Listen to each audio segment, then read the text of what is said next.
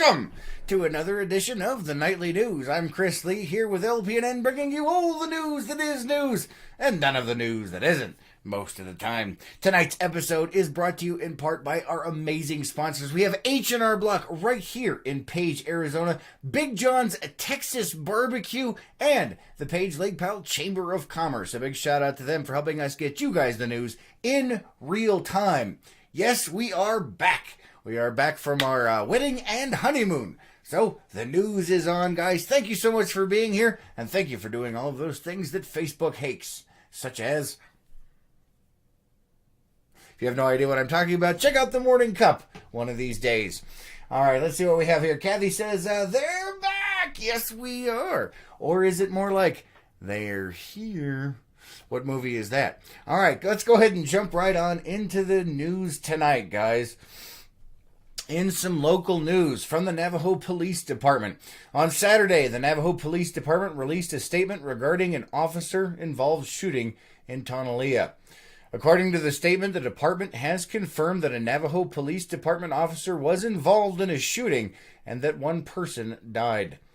No officers were harmed in the incident, according to the department. The case is being investigated by the Federal Bureau of Investigation and the Navajo Division of Public Safety, according to the statement. This is an ongoing investigation, and details regarding the incident are not yet available.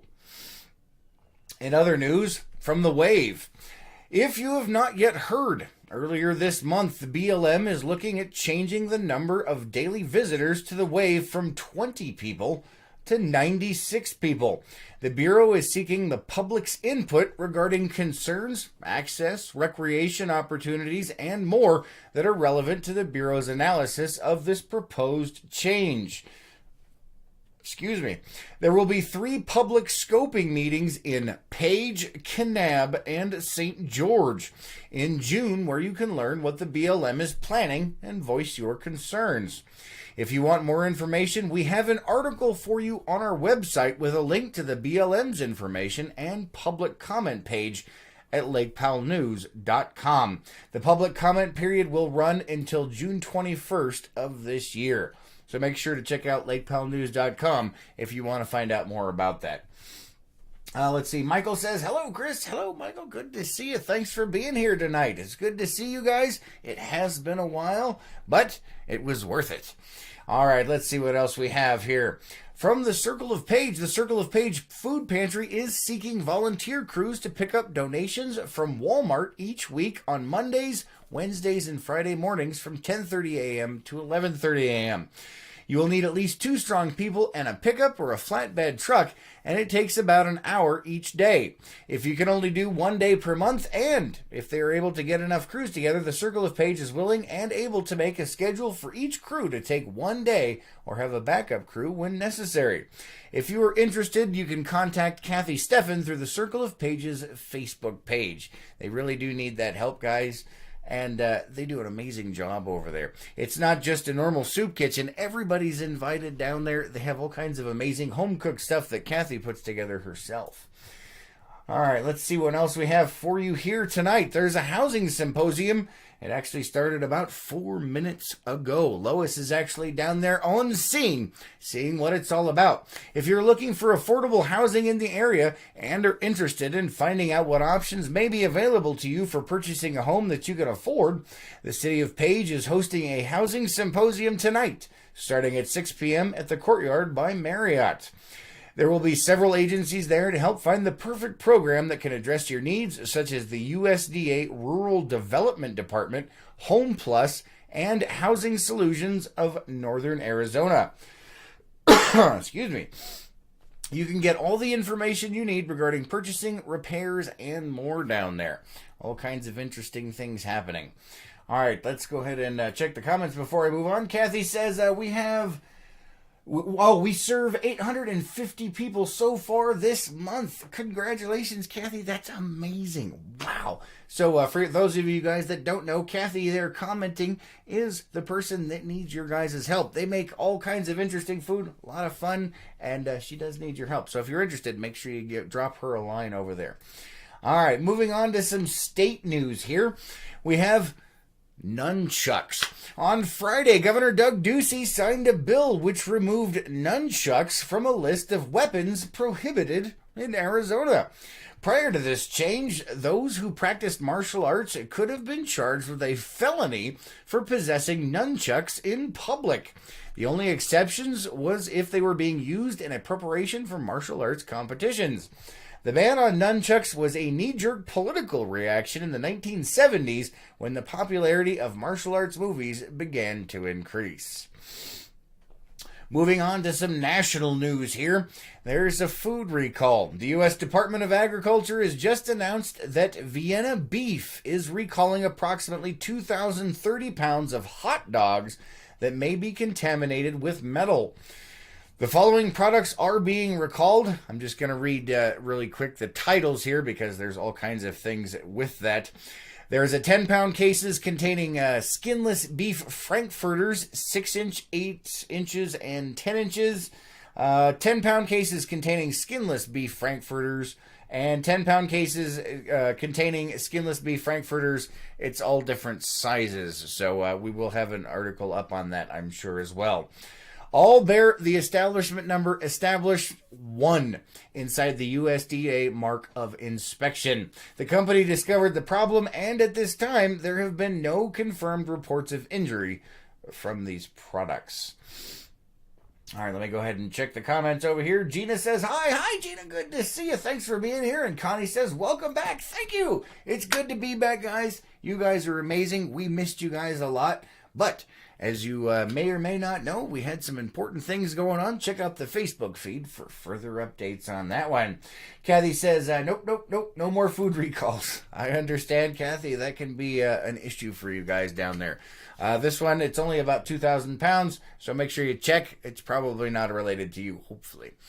All right, there is another recall, but this one is for tattoo ink, guys. In a statement late last week, the FDA announced that 6 types of tattoo inks have been contaminated with a harmful bacteria. The FDA became aware of the contamination after a review of manufacturer and distributor inspections, surveys, and an analysis of samples.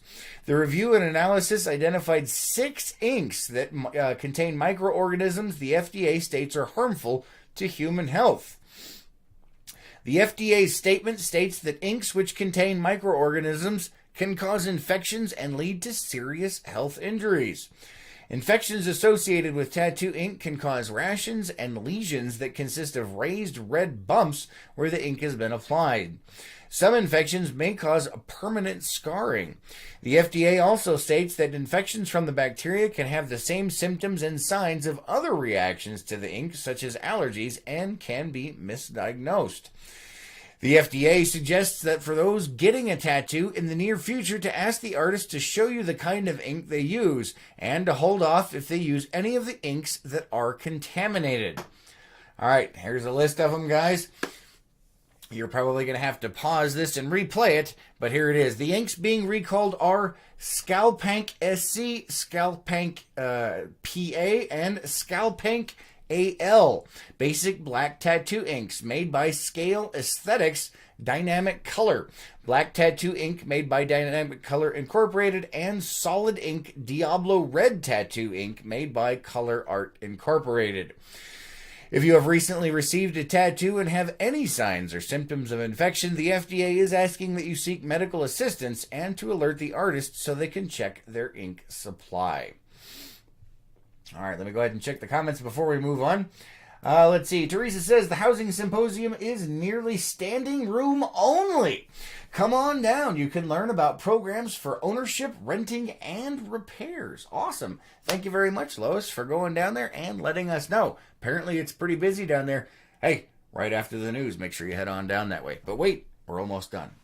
All right, let's see what we have for you tonight. In the weather, we're going to cover just a little bit of weather here, and then we'll go to the other weather, and then we'll cover events. Flagstaff tornado. That was actually this morning. According to the National Weather Service, at around 9:50 this morning, a tornado touched down in Cameron, north of Flagstaff, in what the National Weather Service is describing as a brief incident. Officials claim the tornado touched down in a field, and there have been no reports of damage or injuries. Also in the weather report tonight, we're going to bring you the lake levels. Lake Powell went up 0.51 feet or 6.12 inches between May 18th and May 19th. 6 inches, man. That's a lot. And its current elevation is 3,579 feet, 0.28 feet. The Castle Rock Cut has only 0.72 feet or 8.64 inches to go before it is passable and open. The Free Antelope Point launch ramp has 7.72 feet to go before it is usable. All right, let's go ahead and jump on to the rest of the weather. As you can tell, it's been kind of crazy around here, and not just here, but in Colorado as well. Massive snowstorm heading up that way, and it could be 10 to 20 inches in some of their higher elevations, which bodes good for Lake Powell. But those Colorado guys, you guys out there, be safe. All right, let's go ahead and pull up the weather for you real quick. All right, it looks like tonight we have a low of 46 degrees with those winds just below 15 miles per hour. Tomorrow, Tuesday, we have a high of 65 and a low of 48 and mostly cloudy. On Wednesday, a high of only 57 degrees with a low of 45, and it looks like a good chance of rain throughout most of the day. And on Thursday, a high of only 60 degrees with a low of 46. But there is also a high wind advisory coming up tomorrow, guys. Excuse me. The wind advisory is in effect from 9 a.m. to 7 p.m. tomorrow. Let's see here. It says the National Weather Service in Flagstaff has issued a wind advisory, which is in effect from 9 a.m. to 7 p.m. tomorrow. The winds are going to be from the southwest at 20 to 35 miles per hour with gusts from 40 to 55 miles per hour. So keep that in mind if you're out traveling, and if you can avoid it, don't go on the lake, because when the wind is out there, whew, it can get nasty. Man, let me tell you what. All right, let's see what else we have here. Let me check the comments before we move on. Sarah says, hello, Sarah, good to see you. Thanks for being here. And Gina says, wow. Yeah. And Jeree says, good evening, Jeree. Good to see you. Thanks for being here. All right, let's go ahead and move on to our events, and then you guys can head on down to that housing symposium over at the Marriott Hotel. All right, let's see what we have here. There is a free spay and neuter clinic coming up. The Soul Dog Rescue is bringing this free spay neuter clinic to the Gap Botaway Chapter House on Saturday and Sunday, June 1st and 2nd. It says please contact them directly at 303-999-6424. You must make an appointment for spaying and neutering. Please direct all your questions to them. Vaccine clinics, both days 10 to 2. No appointment is needed. It's a great opportunity, they say. Also coming up is the Page Farmers Market, guys, starting this Saturday, May 11th. Actually, that was last week. But every Saturday from them is the Page Farmers Market. It will be held all those Saturdays through September 28th. You can get fresh fruit, produce, all kinds of local crafts. Lots of fun. Make sure you guys check it out. It's over at City Park here in Page, Arizona. Also coming up is the 4th of July parade. The Chamber of Commerce has started seeking vendors and parade entrants for this year's annual 4th of July celebration. If you want more information on how to register for that parade or be a vendor, you can contact the Page Lake Powell Chamber of Commerce at 928-645-2741. Hold on, let me check our comments over here.